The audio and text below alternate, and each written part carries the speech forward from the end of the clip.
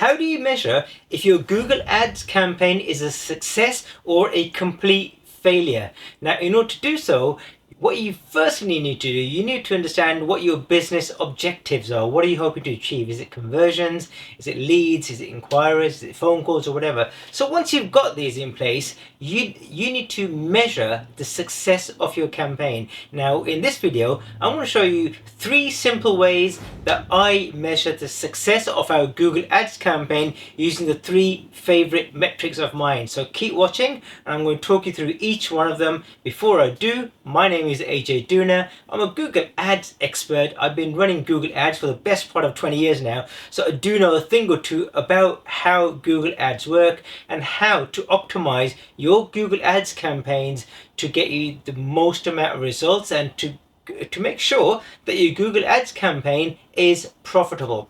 Before I do continue, why don't you now hit there's a button somewhere below this video. Why don't you get a free copy of my book? It's a physical book with over 200 pages in it called How to Win Customers with Google Ads. And I'll show you everything that you need to know about how to create profitable Google Ads campaigns. The book is absolutely free. The only thing you need to do is to cover the postage and packaging. So let's get on with how to measure whether you've got a successful Google Ads campaign or not.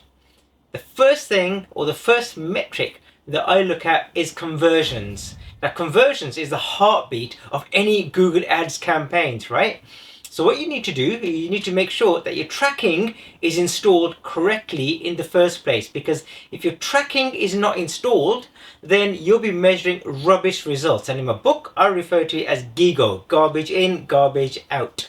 Right? So what you need to do is you need to speak to whoever set up your website to make sure that your conversion tracking is set it properly, either using Google Tag Manager or using Google Analytics or using the inbuilt conversion tracking code within Google Ads itself. So once your tracking is installed, you can now start measuring the performance of your campaign. Now, with conversions, what I mean by conversions is it bookings that you need, or somebody filling in, how many times has somebody filled in your inquiry form, or how many leads you've had, or how many phone calls you've had from your Google Ads campaigns, or if you're an estate agent, how many valuation requests have you had from your Google Ads campaign. Now, that is an important metric, because it doesn't matter how much money you're spending, how many clicks you're getting, right, or how many impressions you're getting. It doesn't really matter about any of those, because they become vanity figures. What does matter is how many leads that you've had. So your conversions, you make sure that your conversion tracking is set up properly,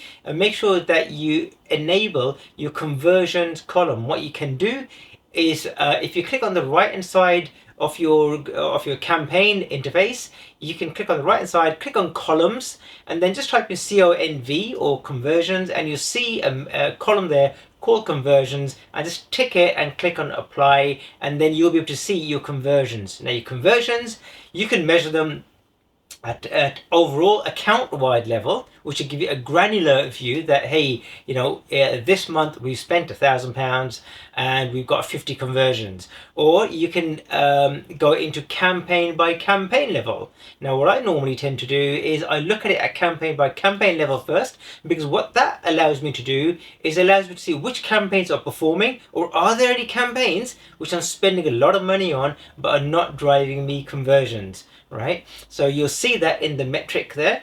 But what you can also do, you can set them up at ad group level, and you can actually measure your campaign at keyword level too. So you can get as granular as you want to. You can see which keywords are bringing you the conversions, or which ad groups are bringing you the conversions. Because it could be that you've got a campaign, right, and that campaign could be bringing, I don't know, 50 conversions a month, but it could be that once you drill into the campaign, maybe 1 or 2 of those ad groups are bringing all the conversions, while the rest are just burning your money away. So conversions is an absolute key metric that you need to be focused on. Make sure it's installed properly.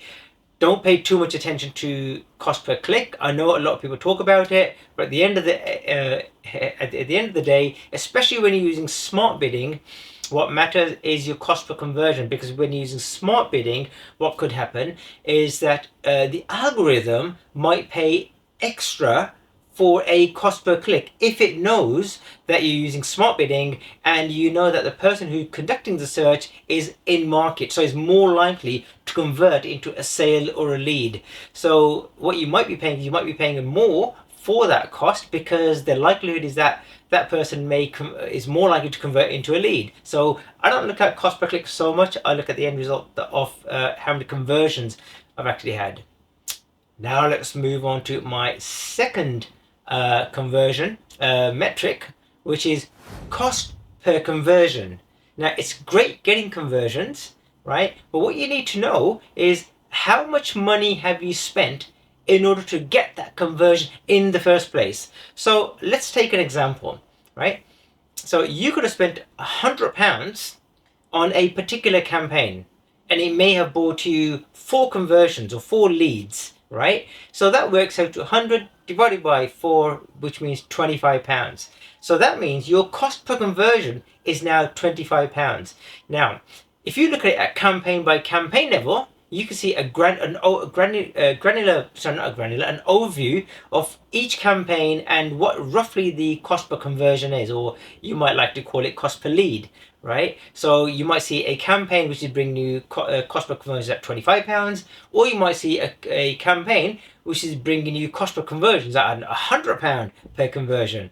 Now, if your service, if you're only making £25 for a sale that you've got, in other words, you've turned the lead into a sale, then clearly the £100 per cost per conversion is far too much. So you might like to start drilling into that campaign and saying, hey, what's going on here? What can we do to reduce the cost per conversion or the cost per lead? Because even though you might be getting your conversions, it's false economy. You're getting your conversions, but you're actually making a loss, because even your product or service you might be selling at a much lower price. Now, I've used the example of £25 and £100 for cost per conversion, but you need to work out that for your business, what should the ideal cost per conversion be, and that's based on your profits and your conversion rate from your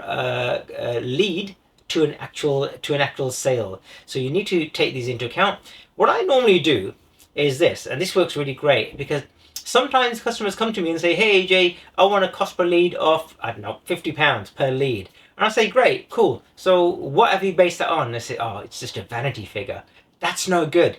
It needs to be a data-driven approach, right? So we've got the ideal world, right? And we've got the realistic world. And in between that somewhere is the real world, right? The real metrics, which speaks from the data. So what I advise my customers is, hey, let's run the campaign first, because then we'll get to find out what you're actually converting at. Now, in my book, I've got something called the Digital Marketing Success Triad. Now, if you do get a copy of my book, you'll see the Digital Marketing Success Triad, and what that talks about is the 3 core elements that make up the success of a digital marketing campaign, and that is your website, your traffic, and the quality of your content. If any one of those are wrong, the whole lot fails. So your cost per conversion isn't purely a metric of or a measure of how well your Google Ads campaign is. It could be that your landing page isn't good, or there's some changes that could be made to your landing page, or it could be that the copy on your page isn't compelling enough, or the pricing is wrong, or doesn't in line with your competitors, or people just don't understand what's going on. The images might be wrong, and so on. So there are various factors that could determine your cost per conversion. So do take a look at that. So cost per conversion is a really key metric that I always use. And again, in order to enable your cost per conversion, you can go to columns and just type in the word CONV or cost per conversion, and you see there, tick it and make sure it's enabled. And likewise, as with conversions, you can also measure your cost per conversion at campaign level, ad group level, and even at keyword level, right? So it's really key that you get this sorted, and in order to measure the success of your Google Ads campaign. Now, the third metric, which is another one of my favorite metrics, is your conversion rate. And what I mean by that is what percentage of the traffic that you're getting is actually converting into a sale or a conversion, right? So you could have a keyword, for example, right? And you could have a keyword which is converting at, I don't know, 5%, right? And you're spending a load of money on that particular keyword. But then you could have another keyword which could be converting at 20%, and you could be limiting your budget for that, right? So hey, all of a sudden now you can now look take into account other factors. You can say, hey, why are we only spending X amount on this really high converting keyword, right? Whereas if we spend more money on it, the conversion rate is likely to stay about the same, and we'll get more conversions, right? And we could even be getting conversions at a better cost per conversion as well. So it's not just about getting the conversions, it's not just about your cost per conversions, it's also about your conversion rate. What I don't want you to get too carried away in is only looking at, let's say, for example, the latter two metric, which is cost per conversion and cost per conversion rate. Because even though we want to keep a certain level of cost per conversion and the conversion rate, we need to make sure the business is coming in the first place. So we need to have your conversions coming in the first place. So it's a bit of a balancing act. We want to make sure that the conversions are coming in, but not only that, the cost per conversion is really good as well. And so we take into various factors to make sure that that is happening. Where we lose the balance is whereby we pay too much attention to your cost per conversion, and the number of conversions actually go down. Now, in some cases, I have had clients who have said, "Hey, we want an ROI." Right? It's probably terminology I should have mentioned it earlier on, which is return on investment. So for every £1 you're spending, they might want £3 back, or ROAS, which is return on ad spend. Now you can get those, right? But what I try to educate my customers about, it's not just about that metric, because I can get you whatever ROAS you want. Right? There's a very good chance I can get you whatever return on investment that you want, or your cost per conversion. But the trade-off is the number of conversions that you ultimately start getting. So it's a matter of balancing all these out in order to work out what's your ideal conversion, your cost per conversion, and your conversion rate. So I hope you find that useful. It is worthwhile paying attention to these these metrics, as well as just looking at your impressions or your cost per click. And if you do want to learn more, do get a copy of my book, How to Win Customers with Google Ads. I'll show you everything that you need to know about in order to create profitable Google Ads campaigns. All you need to do is to cover the postage and packaging, and the book will be shipped off to you. We have covered the cost of producing the book itself. If you found this content useful, hit the subscribe button, hit the notifications button, because over 70% of people who watch my videos are not subscribers, right? So you're consuming my content, but hey, why don't you do me a favor, right? And not only myself, but you're doing everybody else a favor, because the more engagement I have with this video, the more this video will be distributed to other people. So hit the subscribe button, hit the notifications button, and at the same time, put your comments below, write your comments. What is your favorite metric and why? So do make sure you reply in the description below and tell me. I'd love to hear what is your favorite metric in Google Ads, or how do you ultimately determine the success or failure of a Google Ads account or campaign or ad group or keyword, and so on and so on and so on. Thank you guys, and I look forward to seeing you on another video. Goodbye for now.